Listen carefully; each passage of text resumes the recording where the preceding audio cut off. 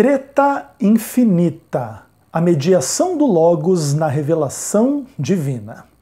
Eu sou Ezequiel Gomes, você está no canal Vem Senhor Jesus, e hoje vamos tratar de uma forma breve de uma das maiores tretas da história da teologia em torno da identidade de Jesus Cristo, a partir deste livro aqui, Deus, Revelação e Autoridade, de Carl Henry.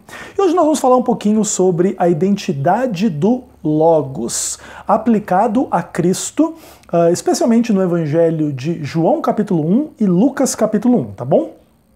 Então aqui o Carl Henry escreve o seguinte: o agente mediador de toda a revelação divina é o Logos eterno, pré-existente, encarnado e já glorificado. Colocado assim de forma simples, você pode achar que as informações aqui lidas são muito simples, muito tranquilas, nem um pouco polêmicas e etc. Mas a verdade é que nada disso corresponde à realidade. O fato do Logos, né, que é o termo traduzido como verbo ou palavra em João 1, verso 1, ser o mediador da revelação é algo extremamente complexo dentro da teologia cristã, especialmente à luz de um fenômeno um pouco complicado. Muitos cristãos, né, e a gente vai ler um pouco daqui a pouco do que o Carl Henry vai dizer, eles vão concluir que o termo Logos no Novo Testamento tem o seu sentido tirado do Antigo Testamento e não da filosofia grega. Entretanto, a filosofia grega usava o termo Logos para falar do princípio racional por detrás de todas as coisas no universo, e era um conceito muito rico em termos filosóficos dentro ali da mentalidade dos gregos, dos romanos e tal. E um pouco dessa questão assim das polêmicas surge um pouco desta realidade, né? Por que você usa uma palavra com uma conotação tão ampla, profunda e filosófica dentro do seu ambiente greco-romano e vai querer dizer que na verdade você está apontando para o Antigo Testamento e o conceito da palavra de Deus lá no Antigo Testamento? Tudo isso abre margens para inúmeras discussões sobre a adaptação cultural, por exemplo, da mensagem.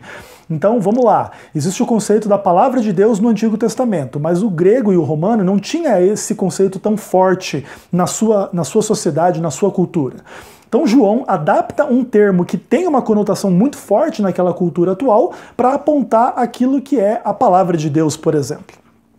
E ao ele fazer isso, ele confunde teologia com filosofia, ele esvazia a mensagem inicial de que Jesus é a palavra de Deus e agora ele é esse Logos, princípio racional do universo filosófico, sei lá mais o quê.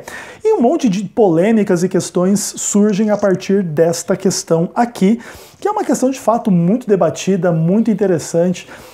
Inclusive eu lembro, por exemplo, no NASP existiam pastores que tinham visões diferentes em relação a isso. Para quem não sabe, o NASP é a Universidade Adventista de São Paulo, onde eu estudei teologia.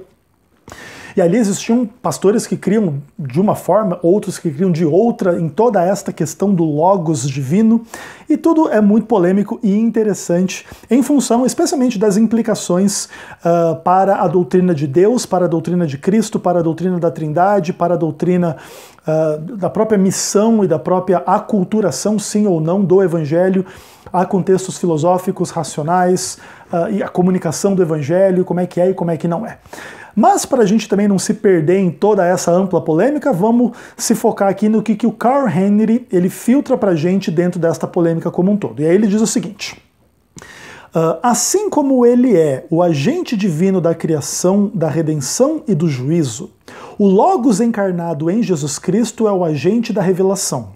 O Deus que cria, redime e julga por meio de sua palavra, também se revela por meio daquela mesma palavra viva. Contra as teorias místicas que consideram o divino como estando além da verdade e falsidade, além do bem e do mal, o cristianismo sempre reconheceu o Logos no centro da Trindade. Embora o termo Logos seja originário do grego, seu sentido no Novo Testamento não é derivado de fontes seculares. O conceito de Logos não foi um acréscimo posterior e estranho ao quarto evangelho, como uma espécie de prefácio de recomendação desta obra do Novo Testamento a leitores gregos. Certamente, os leitores cristãos tinham conhecimento das teorias pagãs sobre o Logos, mas o prólogo desse evangelho está tão voltado à sua própria exposição do Logos que poderíamos, a partir de suas afirmações, estabelecer sua existência e identidade. A ideia do Logos é parte integral do livro dos sinais, no qual os temas do prólogo são reafirmados na conclusão dos sinais e antes da narrativa da paixão. Além do mais, o Evangelho de João não é o único que apresenta Jesus de Nazaré como Logos de Deus. Veja Lucas 1, verso 2. Em outras palavras do Novo Testamento, apesar da terminologia do Logos não ser especificamente usada, Jesus Cristo cumpre claramente a função do Logos. O conceito geral do Novo Testamento sobre a palavra é influenciado pelo contexto do Antigo Testamento, em vez de pela filosofia contemporânea greco-romana, da qual o sentido do Novo Testamento precisa ser claramente distinguido. A ênfase de que o Logos eterno é mediador de toda a revelação divina nos previne contra dois erros muito comuns, a saber, da redução da revelação encontrada, a redução de toda a revelação encontrada em Jesus de Nazaré, ou do desejo de isolar a revelação geral, considerando a revelação fora de Jesus de Nazaré algo independentemente do Logos encarnado. Esse praticamente é um parágrafo só, um texto grande de leitura, e eu não sei, talvez tenham a impressão de que muitos de vocês simplesmente ao ouvirem a leitura, pode ser que vocês não captaram a profundidade da discussão que está por detrás desta questão aqui. Por isso que eu falei que essa aqui é uma treta infinita, uma treta ou uma polêmica ou uma discussão teórica, filosófica, teológica, de amplíssima proporção. Então, para resumir em palavras mais simples ou menos corridas na leitura, o que eu vou comentar a respeito do que o Carl Henry coloca aqui? Então vamos lá. Primeiro de tudo, o Logos, o Verbo encarnado, Jesus Cristo, ele é o agente da criação, da redenção, do juízo e da revelação. Esse é um ponto importante. Cristo está no centro de tudo isso, porque Cristo é Deus, Filho de Deus, um com o Pai, aquele que revela o Pai. De maneira que Cristo é o Criador, porque Deus é o Criador e Cristo é Deus. Deus é o Salvador, por isso Cristo é o Salvador, porque Cristo é Deus. Cristo é o juiz, porque Deus é o juiz e Cristo é Deus. Da mesma forma, Cristo é o revelador, porque quem revela a verdade é Deus e Cristo é Deus. Então a teologia do Logos, dentro de uma perspectiva cristã, é uma teologia centrada em Deus. Entretanto, o termo Logos não era Deus dentro da filosofia greco-romana. E essa, inclusive, é uma das grandes polêmicas em relação ao uso do termo Logos por João, em especial, ao dizer, né, que no princípio era o Logos era Deus. E o Logos se fez carne. Inclusive porque todo o conceito de divindade da parte dos gregos, que influenciou os romanos, é um ser imaterial, porque a carne é má e o espírito é bom, então Deus é bom, Deus, enfim, né, não é contaminado pela carne, não tem carne. Então dizer que Deus tem carne já era uma heresia absoluta na mentalidade greco-romana. E de implicações filosóficas muito complicadas. É disso que surgem várias heresias cristológicas, por exemplo, para negar a efetividade da carne de Cristo, por exemplo, dentro do docetismo. Mas aí são discussões um pouco maiores e mais amplas, que eu não vou entrar aqui com vocês. Mas é importante vocês entenderem que tem muita treta por detrás disso aqui, porque na verdade, nesse ponto, nós estamos tratando com o cerne da identidade de Deus em Cristo e de Cristo em Deus e de Cristo como Deus, ok? Então o que acontece? Apesar da gente ter que reconhecer que o termo Logos era usado por filósofos, por pagãos, para significar algo distinto de Deus, como um mediador entre o mundo espiritual e o princípio racional do universo, e um monte de coisa assim, que vai dar um pouco de margem depois a gnosticismo e interpretações místicas, e inclusive interpretações antitrinitarianas, como por exemplo, virá ali o arianismo, né, dizendo que o Logos foi a primeira criação de Deus e não era Deus, né, em sentido pleno e absoluto e eterno do termo. Então muitas discussões dentro da história do cristianismo têm a ver com isso também. E, na verdade, a grande questão é que é o seguinte: o Logos como mediador da revelação não aponta para vamos pensar assim, criatura mediando a relação entre Deus e as demais criaturas, tipo uma criatura especial. Na verdade, toda essa questão remonta à polêmica trinitariana de que Deus, apesar de ser um, é mais de um, e Deus é Pai, Filho e Espírito Santo, e quando a gente fala do Logos, a gente fala do Filho que se encarnou como Jesus de Nazaré e exerceu a autoridade de Deus ao perdoar pecados, multiplicar pães e peixes e curar doenças e ressuscitar mortos, e ele mesmo ressuscitou dentre os mortos, e ele é o Salvador, ele é o juiz, ele é aquele que levou o pecado sobre si, e ele é a palavra de Deus encarnada, ele é o Logos divino.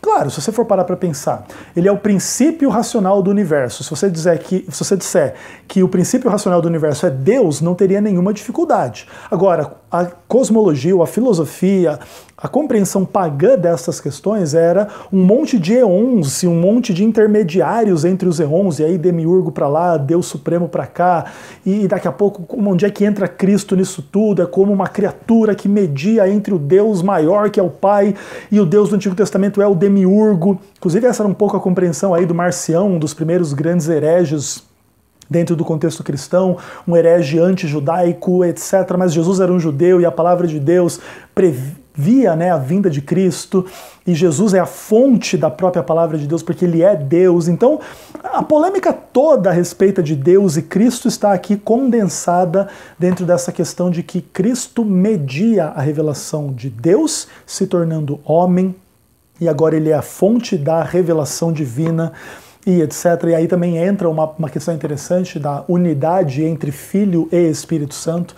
Então aquilo que é inspirado pelo Espírito Santo é inspirado por Cristo, é inspirado pelo Pai, porque no final das contas são um.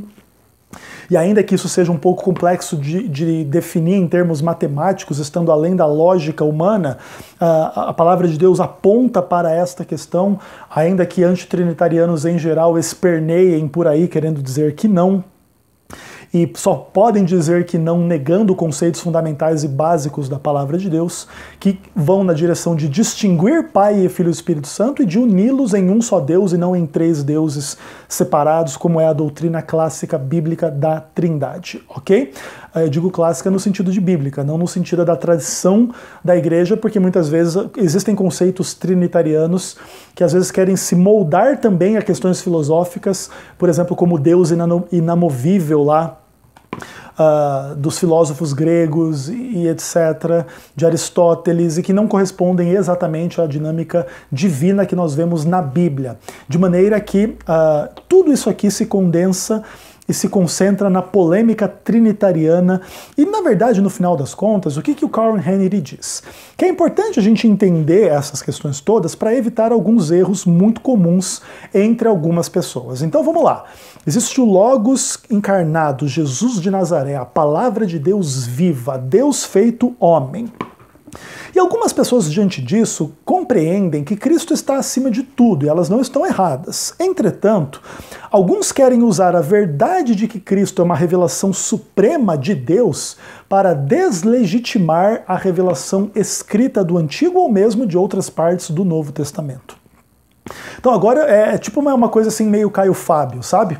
Jesus é minha chave hermenêutica. Tudo que está na Bíblia aí, ou muita coisa que está na Bíblia, é besteira, é heresia, é coisa de ideias judaicas e não sei o que importa é Jesus. Ué, mas veja bem, se Jesus é Deus, Jesus é aquele que falou com Moisés, Jesus é aquele que falou com Isaías, Jesus é aquele que falou com os profetas, então quando veio a mim a palavra do Senhor, não veio a eles a palavra de Jesus? Então como é que pode haver essa contradição e essa separação radical entre Cristo e as demais revelações no Antigo e no Novo Testamento? Não há como, não é esse o caminho. Por isso a gente deve se precaver contra esse tipo de erro, que parece inclusive ser super cristão, né? Cristo acima de tudo, mas que no final das contas esvaziam também a condição de Cristo como Deus, porque agora aquilo que era a palavra de Deus lá do Antigo Testamento vira somente heresias judaicas, legalistas, porque o povo judaico era herético e legalista, blá blá blá, diante de Caio Fábio ou de outras pessoas que tenham visões, né, mais ou menos desse tipo aí.